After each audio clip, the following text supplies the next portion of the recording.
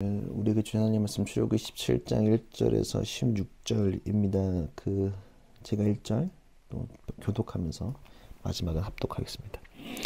이스라엘의 자손의 온 회중은 신광야를 떠나서 주님의 명령대로 진을 옮겨가면서 이동하였다. 그들은 르비딤에 진을 쳤는데 거기에는 백성이 마실 물이 없었다. 백성이 모세에게 마실 물을 달라고 대들었다. 이에 모세가 당신들은 어찌하여 나에게 대드십니까? 어찌하여 주님을 시험하십니까? 하고 책망하였다. 그러나 거기에 있는 백성은 몹시 목이 말라서 모세를 원망하며 모세가 왜 그들을 이집트에서 데려왔느냐고 그들과 그들의 자식들과 그들이 먹이는 집 짐승들을 목말라 죽게 할 작정이냐고 하면서 대들었다. 모세가 주님께 부르짖었다. 이 백성을 제가 어떻게 해야 합니까? 그들은 지금이라도 곧 저를 돌로 쳐서 죽이려고 합니다. 주님께서 모세에게 말씀하셨다. 너는 이스라엘 장로들을 데리고 이 백성보다 앞서서 가거라. 그리고 나일강을 친 그 지팡이를 손에 들고 가거라. 이제 내가 저기 호렙산 바위 위에서 너희 앞에 서겠으니 너는 그 바위를 쳐라. 그러면 거기에서 이 백성이 마실 물이 터져 나올 것이다. 모세가 이스라엘 장로들이 보는 앞에서 하나님이 시키신 대로 하였다. 이스라엘 자손이 거기에서 주님께 대들었다고 해서 사람들은 그곳의 이름을 무리바라고도 하고 또 거기에서 주님께서 우리 가운데 계시는가 안 계시는가 하면서 주님을 시험하였다고 해서 그곳의 이름을 마사라고도 한다. 그때 아말렉 사람들이 몰려와서 르비딤에 있는 이스라엘 사람을 공격하였다. 모세가 여호수아에게 말하였다. 장정들을 뽑아서 아말렉과 싸우러 나가시오. 내일을 내가 하나님의 지팡이를 손에 들고 산 꼭대기에 서 있겠소. 여호수아는 모세가 그에게 말한 대로 아말렉과 싸우러 나가고 모세와 아론과 훌은 언덕 위로 올라갔다. 모세가 그의 팔을 들면 이스라엘이 더욱 우세하고 그가 팔을 내리면 아말렉이 더욱 우세하였다. 모세가 피곤하여 팔을 들고 있을 수 없게 되니 아론과 훌이 돌을 가져와서 모세를 앉게 하고 그들이 각각 그 양쪽에 서서 그의 팔을 붙들어 올렸다. 해가 질 때까지 그가 팔을 내리지 않았다. 이렇게 해서 여호수아는 아말렉과 그 백성을 칼로 무찔렀다. 그때 주님께서 모세에게 말씀하셨다. 너는 오늘의 승리를 책에 기록하여 사람들이 잊지 않도록 하고 여호수아에게는 내가 아말렉을 이 세상에서 완전히 없애서 아무도 아말렉을 기억하지 못하게 하겠다. 고 한 나의 결심을 일러주어라. 모세는 거기에 제단을 쌓고 그곳 이름을 여호와 니시라 하고 같이 읽읍시다. 주님의 깃발을 높이 들어라. 주님께서 대대로 아말렉과 싸울 것이다 하고 외쳤다. 아멘. 이 하나님의 말씀입니다. 오늘은 르비딤에서라는 제목으로 말씀을 나누려고 합니다. 까먹었을까 봐 걱정이 되긴 하는데 복습을 좀 해야겠죠? 출애굽의 궁극적인 목표는 하나님을 예배하기 위한 여정이라고 했고요. 그 여정 가운데 하나님 역할을 함께 하시겠다. 지팡이를 들어 행하라. 행동은 지켜보겠다는 보아라는 명령도 있다는 것. 그리고 재앙에 앞서 이스라엘을 구별하시겠다. 구별, 속량, 구원까지 이어짐을 얘기했었고요. 10가지 재앙은 333 하나 구분되어졌고 또 하여튼 재앙 실현됐고 이제 떠났고요. 그리고 그 여정은 똑바로 가지 못하고 돌아서 간다고. 그리고 또 홍해도 건넜고요. 그리고 이제 바다를 건너기까지 오랜 시간 걸렸고 또 갈대상자부터 지금까지 80년 또 아브라함의 약속 400년 지나서 됐고요. 그다음에 신광야에 와서 물을 달라 외쳐서 마라의 쓴물 경험했고 만나의 출애굽을 만났습니다. 그리고 하나님의 명령을 따라 배우고 있는 이스라엘 백성들을 쭉 봤습니다. 그리고 오늘 장소가 바뀌었습니다. 르비딤에서 이야기가 시작됩니다. 각 지역에는 뜻이 있습니다. 죽전, 우리 동네 죽전은 죽나무 밭인 거죠. 뜻이겠죠. 대전은 큰 밭인 거고 광주는 빛고울, 빛의 마을이라는 뜻을 가지고 있습니다. 이 동네 경기 광주는 무슨 뜻인지 모르겠네요. 근데 하여튼 전라도 광주는 빛고울이라는 뜻을 가지고 있고요. 그래서 이렇게 생각하다가 르비딤 얘기하고만 생각하다가 수지가 좀 궁금해졌어요. 한 번도 생각해 본 적이 없었기 때문에 그냥 수지? 그냥 이쁘다 그냥 연예인 수지 때문에 그러는 건지 그냥 수지 그냥 여자 이름 같고 여성 이름 같은 느낌이 좀 있어서 겸사겸사 이름 좀 찾아봤어요. 그래서 수지가 1913년 통했던 수진면과 진해면에서 나왔다고 합니다. 수진면과 진해면이 합쳐서 수지가 됐고 아주 재밌는 사실은 이 탄천과 성북천, 동막천이 여기 사무실 있는 데서 합수해요. 탄천으로 흘러가요. 그래서 수지가 물이 모인다는 뜻을 가지고 있다고 합니다. 그래서 사실 저는 한 번도 생각 안 해봤어요. 네, 그냥 그러려니 했고 맨날 여기 탄천 걷고 여기 동막천도 걷고 성북천도 걸었는데 그런 뜻이 있는지는 1도 몰랐고 또 꽤나 멋있었어요. 그래서 물이 모이는 곳. 그래서 우리 교회가 물이 모이는 그 중심에 위치하면 사실 너무 좋고 정확히 지금 우리가 합수하는 곳에 있어요. 여기 왜냐면 그 신세계백화점 여기서부터 이제 합수돼가지고 신세계백화점에서 이제 저기서 내려오는 거 합쳐가지고 이제 절로 가는 거니까 진짜 그 중심에 있습니다. 하여튼 이건 나중에 한 번 더 얘기하고요. 여튼 이름의 뜻들을 가지고 있어요. 오늘 이야기 펼쳐진 르비딤에도 이야기가 좀 이름이 바뀌고 여러 가지 지금 흐름이 있습니다. 자, 히브리어로 라파드, 돕다라는 뜻을 가지고 있어요. 르비딤. 그러니까 우리말로 의역하면 어떤 개념이냐면 쉼터예요. 쉼터. 이제 우리 어린 친구들이나 우리도 시골들에 안 살아보셔서 다들 이제 신도시에 사는 사람들이어가지고 태어날 때부터. 근데 저는 좀 시골에 있었으니까 쉼터라는 가게들이 좀 있었어요. 중간중간에 이렇게. 그리고 시골을 가다 보면 이렇게 오두막 같은 게 좀 있어서 걷다가 힘들면 앉아가지고 좀 누워있기도 하고 평상에 쉬기도 하고 물도 마실 수 있는 공간들이 쉼터라는 곳이 좀 있었다는 거죠. 사람들이 쉬다 가는 곳, 이게 쉼터죠. 그리고 뭐 휴게소가 요즘은 휴게소겠네요. 휴게소나 아니면 뭐 스타벅스 DT가 될까? 쉼터 요즘에 그렇게 될 것 같기도 한데요. 여튼 쉼터는 중요한 건 물이 있어야 돼요. 그리고 오늘 쉼터라는 물이 있던 그 쉼터라는 뜻의 르비딤에는 물이 없어요. 뭔가 좀 문제가 있고 사건이 시작된다는 것을 우리가 확인해 볼 수 있죠. 1절을 보면요. 이스라엘 자손의 온 회중은 신광야를 떠나서 주님의 명령대로 진을 옮겨가면서 이동하였다. 그들은 르비딤에 진을 쳤는데 거기에는 백성이 마실 물이 없었다. 르비딤으로 이동한 것은 이스라엘의 의지가 아니라 하나님의 명령이었습니다. 그 명령을 따라 이동하였지만 그곳에 도착하니 물이 없었습니다. 쉼터에 도착했지만 물이 말라 있었습니다. 그러니까 사람들 이제 멘탈 나갔겠죠. 힘들어 죽겠는데 뭐 물 없으면 당장인 거예요. 저희도 뭐 선교지 갔을 때 물 없으면 사실 난리 나거든. 여튼 물이 되게 중요하잖아요. 그래서 2절 3절에 보면 백성이 모세에게 마실 물을 달라고 대들었다. 이에 모세가 당신들은 어찌하여 나에게 대드십니까? 어찌하여 주님을 시험하십니까? 하고 책망하였다. 그러나 거기에 있는 백성은 몹시 목이 말라서 모세를 원망하며 모세가 왜 그들을 이집트에서 데려왔느냐고 그들과 그들의 자식들과 그들의 먹이는 집중 등들을 목마르 죽게 할 작정 인용하면서 대들었다. 이전에 16장에서 우리는 이스라엘이 마라의 쓴 물을 통해 하나님이 주시는 물을 경험함을 알고 있습니다. 하지만 오늘도 여전히 이스라엘은 물을 찾아 소독을 벌이고 있습니다. 그리고 성경은 이스라엘이 모세에게 강하게 대들었다고 표현합니다. 그리고 그들의 반복적인 망각이 일어나고 있습니다. 이집트에 있었으면 괜찮았는데 왜 우리를 이끌고 나왔느냐고 부르짖고 있습니다. 이에 모세는 하나님께 읍소합니다. 모세가 주님께 부르짖었다. 4절입니다. 이 백성을 제가 어떻게 해야 합니까? 그들은 지금이라도 저를 돌로 쳐서 죽이려고 합니다. 모세의 부르짖음 하나님은 반응하십니다. 조금 특별한 것을 일단 하나님 들어주십니다. 뒤에 가면 19절 넘어가면 신앙 공동체로 딱 쓸 때까지는 주님 들어주세요. 지금까지 특별한 응징은 없습니다. 일단 들어주세요. 계속 뭐란 안 해. 그냥 일단 들어줘. 그래서 여기 다시 근데 여기서 좀 기억해야 될 포인트는 시험의 주체가 좀 바뀌었다는 거예요. 자, 앞서 15, 16장은 하나님이 백성을 시험했습니다.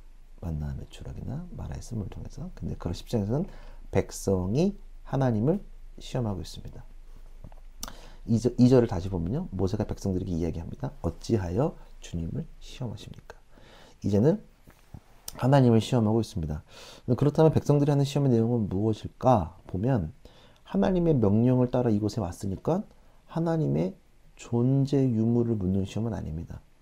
그러니까 우리가 신존재 증명이나 하나님이 있다 없다의 수준은 아닌 거예요. 그 다음 단계긴 해요. 그러니까 하나님이 살아계시는 거는 알고 있고 그것도 알고 있고 경험하고 있고 보고 있고. 근데 지금 당신이 있고 없고를 물어보는 그 믿음의 문제가 아니라 증거를 요구하는 시험이에요. 하나님에게 증거를 요구하는 시험하는 거야. 이거 보여주셔야 될 것 같은데, 증거 줘야 될 것 같은데 라고 말하고 있는 거죠. 우리를 돌아보면 우리도 하나님을 시험하지는 않을까 생각해 봅니다. 우리는 하나님의 존재임을 의심하는 단계 신앙들이 아니니까. 그렇죠. 하나님을 우리가 시험하게 할 수 있어요. 우리는 근데 믿지는 않지는 않거든. 하나님 계시고 다 알아.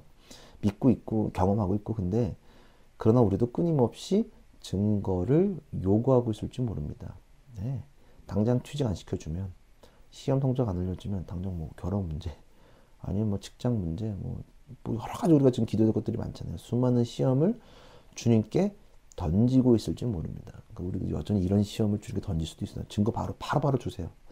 내가 기도하면, 내가 작정하면 바로 응답해 주시고, 없으면 바로 치워주시고 라고 요구할 수도 있는 것입니다. 5절 6절을 보면요. 주님께서 모세에게 말씀하셨다. 너는 이스라엘 자손들을 데리고 이 백성보다 앞서서 가거라. 그리고 나일강을 친 그 지팡이를 손에 들고 가거라. 이제 내가 저기 호렙산 바위 위에서 너희 앞에 서겠으니 너는 그 바위를 쳐라. 그러면 거기에서 이 백성이 마실 물이 터져 나올 것이다. 모세가 이스라엘 백성들이 보는 앞에서 하나님이 시키신 대로 하였다. 주님은 모세에게 명령해요. 나일강을 친 그 지팡이를 들고 바위 반석을 치라. 지팡이의 의미는 무엇이 들어있죠? 행하는 것을 지켜보아라. 함께 하겠다. 이게 담겨있죠. 그리고 지팡이를 그냥 지팡이라고 하지 않죠. 나일강을 친 그 지팡이. 시험을 당하고 있는 하나님은 변하지도 않으셨고 멀리 가지도 않으셨습니다. 그리고 그 자리에 여전히 계시었다는 것을 강조하고 있습니다. 그 나일강을 친 어디 안 가셨거든요. 이건 지금 물이 문제가 아닌 거거든요. 물을 피로 바꾼 그 하나님께서 말씀하시는 거죠. 그리고 우리가 늘 기억해야 되는 건 뭐냐 하면 모세가 태어났을 때부터 아니 아브라함부터 아니 더 뒤로 가면 태초부터 함께 하신 하나님을 기억해야 합니다. 그 지팡이는. 그리고 그 지팡이로 반석을 치는 거예요.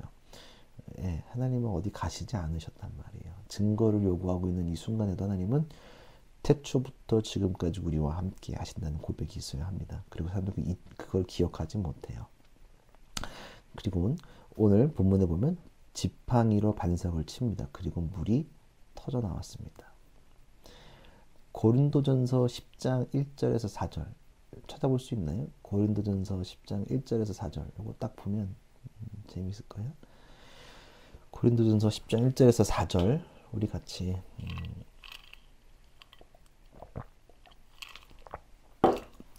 함께 한 목소리 읽어볼까요? 시작. 형제자매 여러분, 나는 여러분이 이 사실을 알기를 바랍니다. 우리 조상들은 모두 구름 보호 아래 있었고 바다 가운데를 지나갔습니다.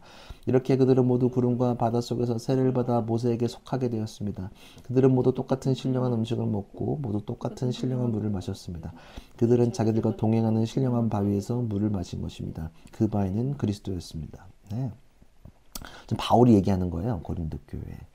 근데 이 이야기를 보면서 지금 뭐가 떠오르죠? 오늘 이야기가 그대로 15, 16, 17장이 요약한 거죠. 지금 그게 그대로 하고 있죠. 그리고 이 반석, 그러니까 상징적인 거죠. 메타포로 얘기하는 건데 이 반석은 예수 그리스도를 상징함을 알려주고 있습니다. 물론 당시에는 이 사람들이 예수를 상징하는지는 몰랐을 거예요. 돌아보니 영적으로 보면 이게 반석이 예수 그리스도 상징하는 것을 이야기하고 있다라는 거죠. 요한복음 7장 37절에 보면요. 명절의 가장 중요한 날이 마지막 날이 예수께서 일어서서 큰 소리로 말씀하셨다. 목마른 사람은 다 나에게로 와서 마셔라. 예, 왜냐하면 반석 위에 교회를 세우시겠다는 예수님 말씀도 기억나요. 그렇죠? 그러니까 지금 반석 얘기하고 물 얘기했죠. 그리고 예수께서 뭐라고 하시냐면 마태복음 16, 18절에 나도 너에게 말하다 너는 베드로다. 너는 이 반석 위에다가 내 교회를 세우겠다. 죽음의 문들이 그것을 이기지 못할 것이다. 그러니까 반석의 교회를 세우실 거고 그 반석에서 물이 나온다. 그것을 상징적으로 후에 우리가 기억할 수 있는 거예요. 지금 당장은 얘들이 무슨 소리인지 몰랐을 거예요. 근데 후에 보니 하나님이 그 지팡이, 하나님이 바위를 치니 거기에 세워지고 물이 흘러나오는 상징적인 것을 믿음으로 볼 수 있는 거죠. 네, 이건 후에 이제 해석할 수 있는 거고요. 이제 하나님은 우리의 투정에도 반응하세요. 그리고 오늘 이 투정에도 즉각적으로 반응하세요. 7절. 이스라엘 자손이 거기서 주님께 대들었다고 해서 사람들의 그곳 이름을 무리바라고도 하고 또 거기서 주님께서 우리 가운데 계시는가 안 계시는가 하면서 주님을 시험하셨다고 해서 그곳의 이름을 마사라고도 한다. 무리바, 대들다, 다투다. 대들었던 곳이라는 거예요. 대들었던 곳이라는 거고 마사, 시험했던 곳. 이 이름 뜻을 무리바 혹은 마사라고 부릅니다. 히브리서 11장 1절에 보면 믿음은 바라는 것들의 확신이요 보이지 않는 것들의 증거입니다. 우리가 증거를 기억할 수 있는 것은 믿음입니다. 증거를 요구하는 것이 아니라 그 증거는 우리의 믿음으로 얻을 수 있습니다. 하나님을 시험코자 할 때 우리는 믿음으로 증거를 얻어야 합니다. 시험하는 게 아니라 믿음으로 그 증거를 늘 경험할 수 있다는 사실을 우리가 잊지 않아야 합니다. 또 마태복음 4장 7절에 예수께서 악마에게 말씀하셨다. 세 가지 시험 기억나시죠? 또 성경에 기록하기를 주 너의 하나님을 시험하지 말아라 하였다. 예, 하나님을 시험하는 것은 사탄이 하는 행위임을 잊어서도 안 됩니다. 네, 지금 이 르비딤에서 하나님을 시험케 했다. 무리바 다투기도 했고 무리바 마사 시험하기도 했다. 르비딤의 이름이 조금 바뀌었어요. 르비딤은 이런 것들이 담겨져 있고요. 그리고 이제 르비딤에서 새로운 일이 일어납니다. 8절에 그때에 아말렉 사람들이 몰려와서 르비딤에 있는 이스라엘 사람을 공격하였다. 르비딤은 쉼없는 쉼터였습니다. 그리고 그곳에서 전쟁이 시작됩니다. 아말렉 족속이 이스라엘을 공격하고 있습니다. 9절 10절 모세가 여호수아에게 말하였다. 장정들을 뽑아서 아말렉과 싸우러 나가시오. 내가 내일 하나님의 지팡손을 들고 산 꼭대기에 서 있겠소. 여호수아는 모세가 그에게 말한 대로 아말렉과 싸우러 나가고 모세 아론과 훌은 언덕 위로 올라갔다. 이 전투는 이전과 같은 모습과 다른 모습이 존재합니다. 그 전쟁을 이제 시작해요. 아말렉에서 이제 하나 전반전이 끝나고 아말렉에서 이제는 전투가 시작돼요. 자, 먼저 다른 부분은 뭐냐 하면 이제는 하나님이 직접 용사가 되어서 이제는 싸우셨지만 이제는 하나님이 한 걸음 뒤에 계시고 모세를 중심으로 전투를 시작해요. 그리고 모세가 여호수아에게 부대를 구성하도록 지시했어요. 장정들을 모아 뽑아서 가라. 예, 달라진 거는 하나님이 한 걸음 가고 인간의 노력이 들어가야 되고요. 그 동일한 것은 모세의 모습이죠. 모세가 지금 어떻게 하나님의 지팡이를 손에 들고 예, 함께 하겠다는 하나님의 상징적인 것들을 붙들고 간다는 사실인 거죠. 지팡이를 중심으로 본다면 이전에 지팡이를 들고 하나님의 일을 즉각적으로 하셨다면 즉시 역사되었어요. 지팡이를 들면. 근데 이제는 이 지팡이부터는 이 전투에서부터 인간의 노력과 행위가 수반됩니다. 하나님은 즉시 이적을 보여주시기도 하지만 또 어떤 부분에 있어서는 인간의 행동과 움직임을 원하시기도 해요. 그래서 우리에게 항상 기도하라, 주의 뜻을 살아라, 주의 길을 걸어가라, 인간의 노력과 우리의 태도를 요구하시는 것들이 있습니다. 사람의 행위가 당연히 필요한 거죠. 사람의 행위가 오늘은 필요한 전투입니다. 근데 이 전투는 조금 무모해 보여요. 왜냐하면 이제는 이스라엘을 실전 전투를 해본 적이 없기 때문입니다. 늘 하나님이 싸워주셨으니까 어려워요. 첫 전투에 돌입해요. 그리고 중심에는 여호수아의 용기 있는 순종이 있어요. 그냥 또 뽑고 나갔어. 여호수아가 그대로 순종하고 나아가는 모습을 볼 수 있습니다. 여호수아는 장정들과 전투에 임합니다. 싸우는 거죠. 그리고 모세는 지금 산 위에 올라가 있죠. 그리고 지팡이를 손에 들고 전투에 임합니다. 싸우는 건 아니지만 지팡이를 손에 들고 주님의 힘을 간절히 바라는 거죠. 11, 모세가 그의 팔을 들면 이스라엘이 더욱 우세하고 그가 팔을 내리면 아말렉이 더욱 우세하였다. 모세가 피곤하여 팔을 들고 있을 수 없게 되니 아론과 훌이 돌을 가져와서 모세를 앉게 하고 그들이 각각 그 양쪽에 서서 그의 팔을 붙들어 올렸다. 해가 질 때까지 그가 팔을 내리지 않았다. 모세의 팔을 들면 승리하고 느리면 이스라엘 지는 상황이 발생했습니다. 그래서 옆에서 보좌하던 아론과 훌이 돌을 가져와 모세를 앉히고 팔을 붙들어 올렸습니다. 그래서 팔이 내려가지 않았어요. 팔을 붙들고 있는 거죠. 셋이 지금. 그렇게 하니까 13절이 이렇게 해서 여호수아는 아말렉과 그 백성을 칼로 무찔렀다. 이 장면에서 모세가 부르짖어 기도하면서 들었는지 단순히 올렸는지 어쩌는지는 알 수는 없습니다. 구체적으로 나와 있지는 않으니까요. 근데 우리가 생각할 수 있는 부분이 세 가지가 있을 거라고 생각하는데요. 하나는 리더를 중심으로 우리가 영적인 전투에 임해야 한다는 사실입니다. 손은 누구나 들 수 있지만 모세여야만 했습니다. 그렇죠? 손은 누구나 들 수 있지만 모세여야만 했습니다. 하나님이 리더로 세우신 자를 중심으로 사용하심을 볼 수 있습니다. 누구나 하나님께 나아갈 수 있지만 누구나 리더로 세우지는 않습니다. 그래서 아론과 훌이 팔을 붙든 거일 수 있습니다. 우리 교도 마찬가지고요. 대표 제가 저를 중심으로 간다는 게 제가 막 잘나서가 아니라 세우셨으면 함께 힘을 그 중심으로 모으는 거 우리가 좀 그렇게 하고 있죠. 여러분들이 불편한 것도 있겠고 어려운 것도 있겠지만 저를 중심으로 힘을 모아주는 거, 팔을 붙들어 올린다는 것들 여러분들이 그러고 있는 거예요. 지금 아론과 훌이 되어주고 계신다는 걸 볼 수 있고요. 두 번째, 그렇지만 혼자서는 불가능해요. 그러니까 팀은 리더를 중심으로 함께하는 친구들이 필요해요. 근데 리더 혼자서는 또 안 돼요. 예, 함께하는 게 늘 중요해요. 저 사람을 리스펙하지만 또 여전히 함께 해야 되는 것들이 우리에게 필요하다. 그래서 아론과 훌이 모세를 리스펙한 거죠. 그리고 마지막으로 주님을 의지하는 간절한 고백이 필요해요. 네, 어떻게 물 붙이셨는지 어쨌는지 손만 대고 있는지 모르지만 여하튼 하나님께 간절함을 모세가 붙들고 나아간 거예요. 지팡이를 들고. 그 지팡이는 이집트 때부터 하나님께서 함께 하셨던 그 상징을 들고 주님의 그 임재를 기억하고 나아가는 것들이 있는 거죠. 그래야지만 전투에 승리합니다. 이 전투는 하나님이 주관하고 계시지만 우리의 노력과 행위가 동시에 필요한 사실도 잊어서는 안 됩니다. 싸워야 하는 거예요. 네. 손 들고 있지만 기도만 한 거 아니에요. 아래서는 열심히 지금 전투하고 있어요. 삶 속에서 여호수아를 중심으로 싸우고 있다는 것을 잊어서는 안 됩니다. 14, 16절까지요. 그때 주님께서 모세에게 말씀하셨다. 너는 오늘의 승리를 책에 기록하여 사람들이 잊지 않도록 하고 여호수아에게는 내가 아말렉을 이 세상에서 완전히 없애서 아무도 아말렉을 기억하지 못하게 하겠다고 한 나의 결심을 일러주어라. 모세는 거기에 제단을 쌓고 그곳 이름을 여호와 니시라고 하고 주님의 깃발을 높이 들어라. 주님께 대대로 아말렉과 싸우실 것이다 하고 외쳐라. 이겼어요. 그리고 그 승리 주관자가 누구임을 다시 밝히고 있습니다. 여호와 하나님이라는 사실을요. 그리고 그곳의 이름은 여호와 니시라고 이름을 지었습니다. 여호와는 하나님의 이름이고요. 니시는 승리, 주님의 승리의 깃발이라는 뜻을 가지고 있습니다. 전투 중에 늘 부대기가 있거든요.